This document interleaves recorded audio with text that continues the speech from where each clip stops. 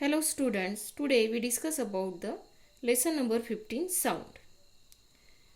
What is sound? Sound is a form of energy which produces sensation of hearing in our ears.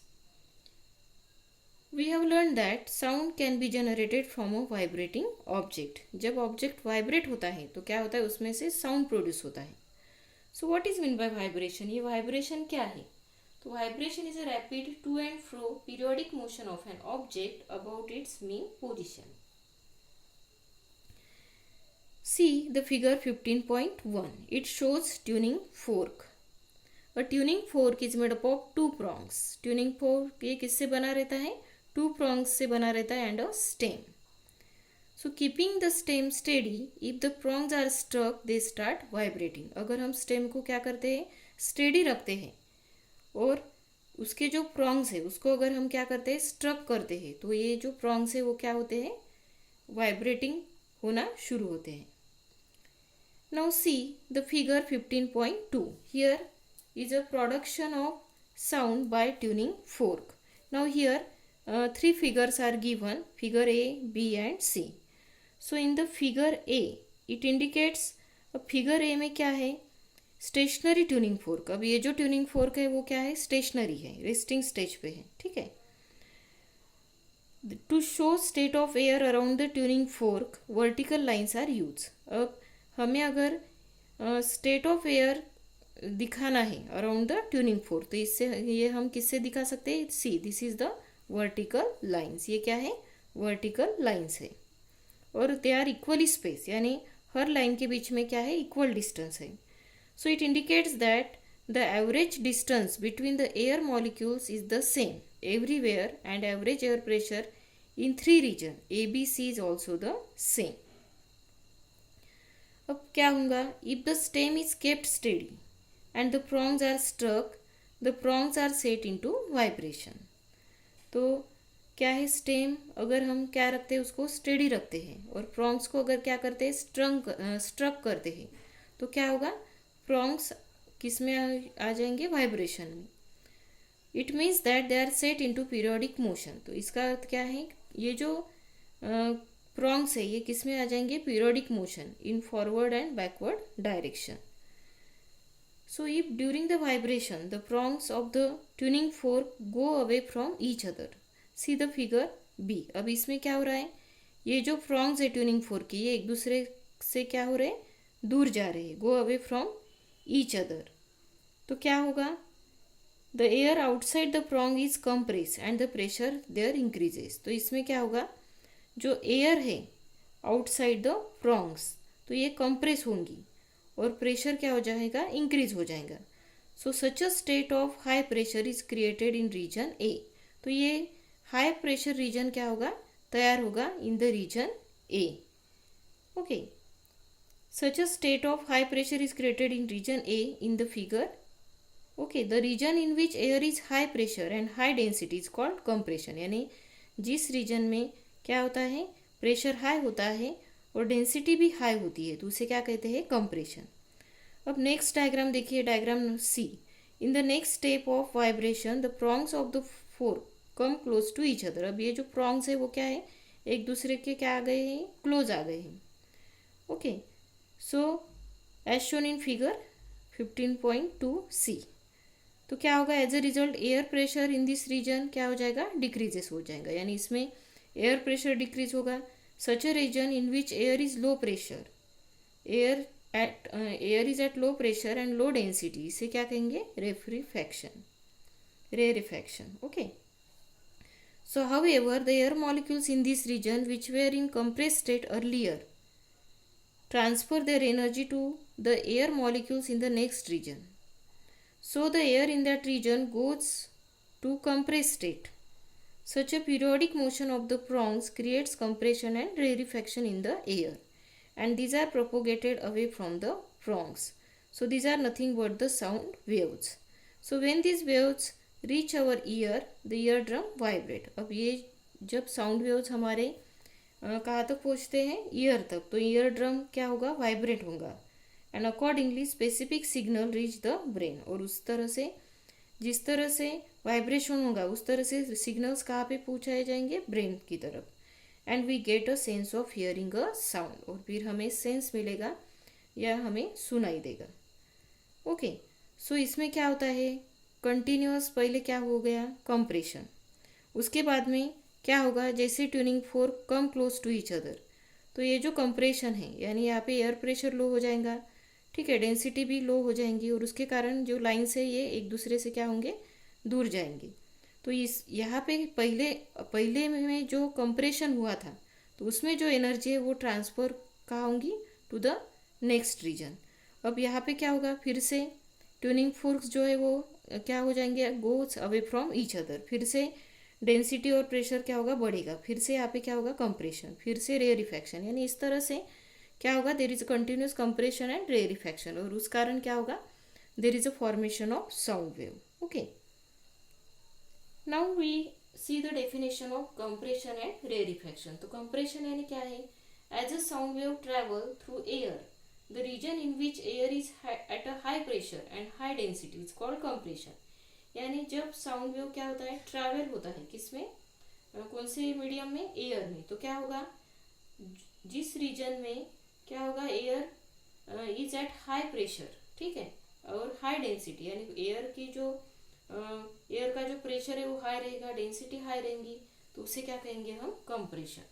And what is mean by rarefaction, as a sound wave travel through air, the region in which air is at low pressure and low density is called rarefaction. So if sound waves are generated in air, what moves away from the source, तो ये क्या होगा, अगर sound waves अगर किस में generate होते हैं, एयर में. Okay. So for that we do one experiment, propagation of sound and medium. Now see how the sound propagated. Okay. And for that we do one activity. We have learnt in the 6th standard that sound travels through some material, medium like solid, liquid and gas, and reaches us. But what if such a medium does not exist? यानी sound को travel करने के लिए किसकी ज़रूरत रहती है, medium की ज़रूरत रहती है, लाइक सॉलिड, लिक्विड और गैस, और उस तरह से उस माध्यम से साउंड हमारी तरफ क्या होता है, पहुंचता है. लेकिन अगर ये मीडियम अगर नहीं रहेगा तो क्या होगा, हमको आवाज़ सुनाई देगा या नहीं. अब उसके लिए हम क्या करेंगे, we do one activity. Sound generation and propagation needs medium like air, यानी साउंड जनरेट प्रोड्यूस होने के लिए या ट्रैवल करने के लिए किसकी ज़रूरत है, मीडियम की ज़रूरत है, जैसे air is a medium. Now we do one activity. See the figure 15.3 on page number 105.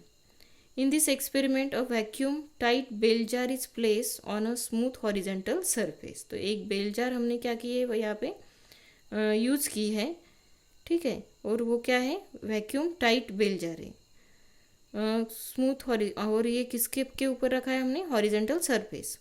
The bell jar is connected to a vacuum pump via tube, यानी ट्यूब की मदद से ये जो बेल जार है उसको हमने किससे कनेक्ट किया है, वैक्यूम पंप से. Now we can remove air inside the bell jar using the vacuum pump. अब हम क्या करेंगे, वैक्यूम पंप की मदद से बेल जार में जो एयर है वो निकाल लेंगे. The bell jar contains an electric bell, और बेल जार में हमने क्या फिक्स की है, इलेक्ट्रिक बेल, और ये किससे कनेक्टेड है, which is connected to the power supply through the lead of the bell jar. यानी ये जो इलेक्ट्रिक बेल है उसको हमने किससे कनेक्ट किया है, पावर सप्लाई. अब हमें क्या करना है, we start the experiment. The vacuum pump is off and the bell jar contains air. अब जब वैक्यूम पंप क्या रहेगा, बंद रहेगा, तो बेल जार में क्या रहेंगी, एयर रहेंगी. अब क्या करेंगे हम, if the key to electric bell is now switch on, अगर हम इलेक्ट्रिक बेल की अगर की जो है वो स्विच ऑन करते हैं तो क्या होगा, बेल स्टार्ट रिंगिंग, यानी पावर सप्लाई जब हम क्या करेंगे, शुरू करेंगे, तो बेल क्या होंगी, start ringing, and the ringing can be heard from outside the bell jar, और बेल जार की बाहर से बाहर हमें क्या सुनाई देगा, आवाज़ सुनाई देगा, किसका, इलेक्ट्रिक बेल का.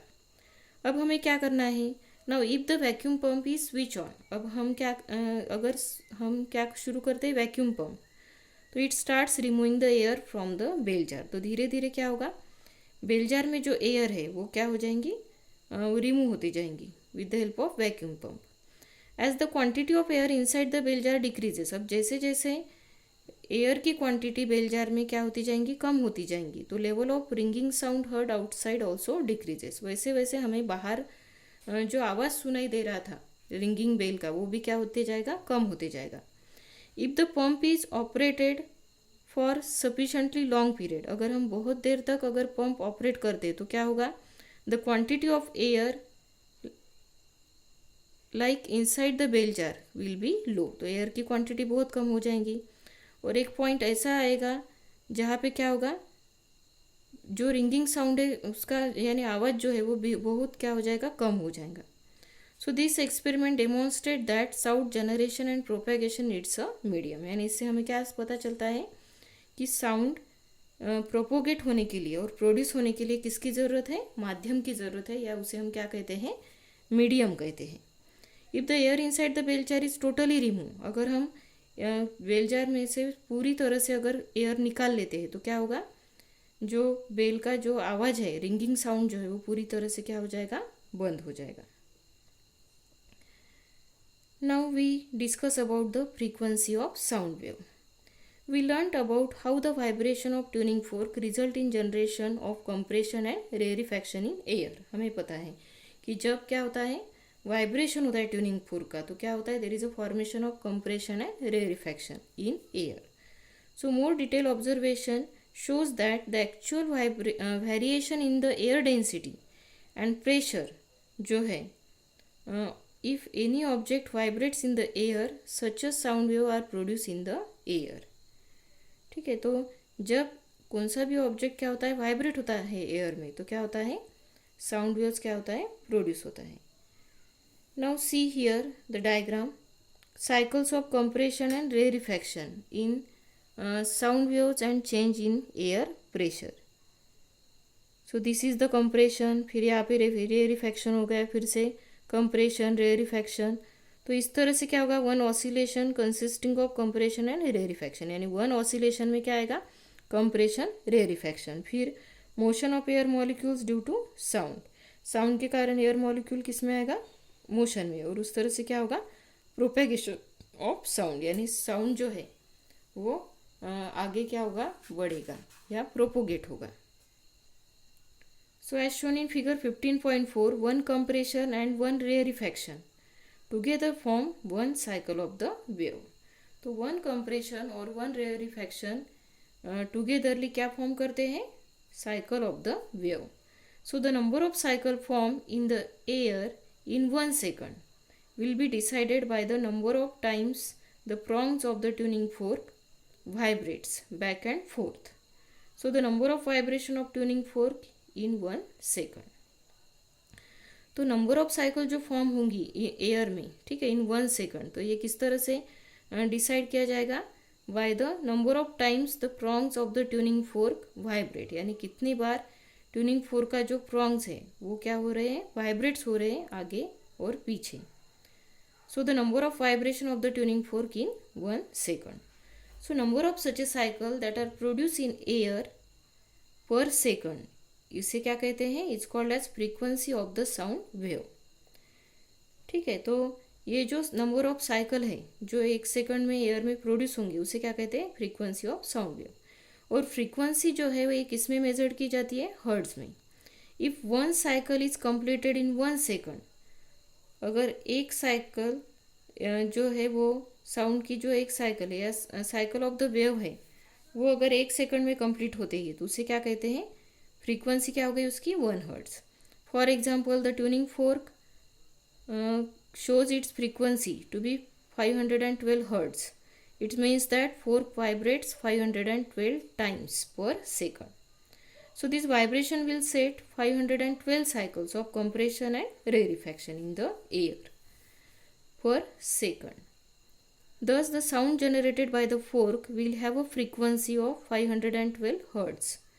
The frequency of tuning fork is decided by the dimensions of the prong. तो फ्रीक्वेंसी जो है ट्यूनिंग फोर्क की, ये किसके ऊपर डिपेंड है, dimension of the prongs. Dimension यानी उस प्रॉन्ग्स की लेंथ, उसकी thickness and the material use for making the fork. और फोर्क तैयार करने के लिए कौन सा मटेरियल यूज किया गया है, तो ये भी क्या है, इम्पोर्टेंट है।